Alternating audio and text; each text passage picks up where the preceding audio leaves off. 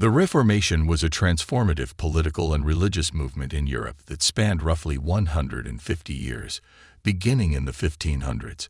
While pinpointing precise starting and ending dates for the Reformation is challenging, we can identify two significant events that served as its catalyst and culmination.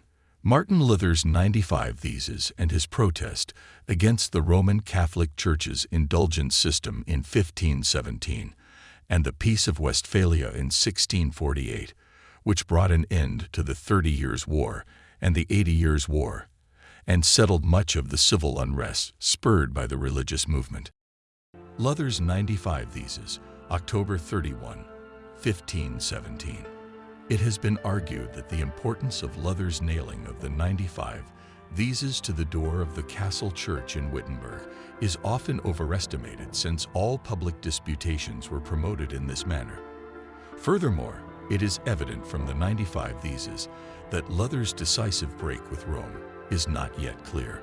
He upholds the indulgence system, papal authority, and the existence of purgatory.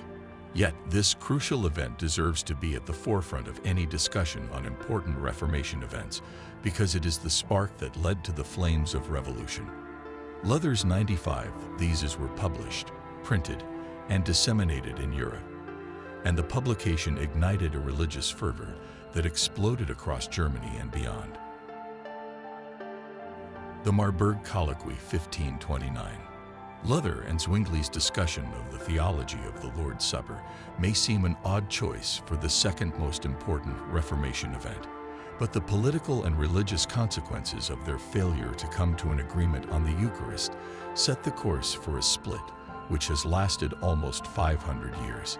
Because the Reformers could not agree on the Lord's Supper, the political alliance between Reform-minded countries was severely hindered.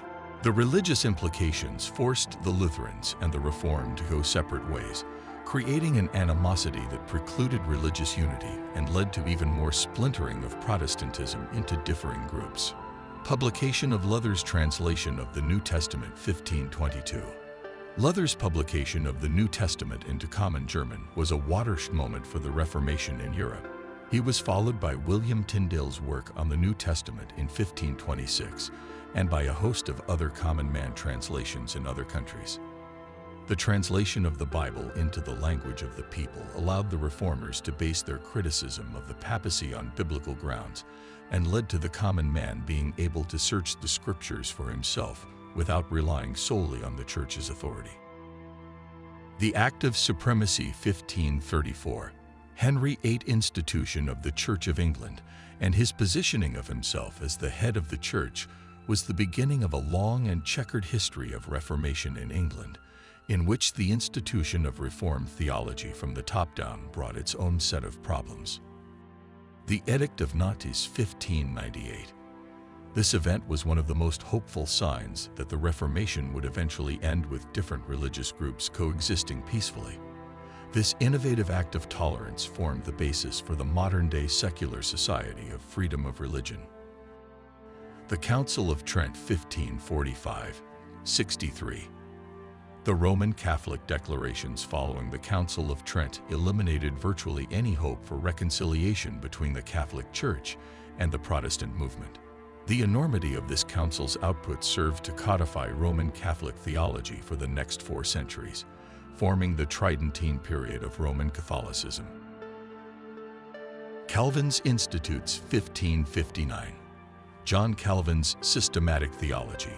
The Institutes of the Christian religion formed the basis for the adoption of Reformed theology in Europe and America.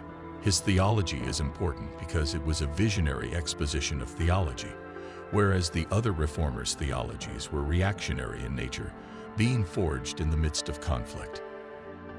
Martin Luther's 3 Treatises, 1520.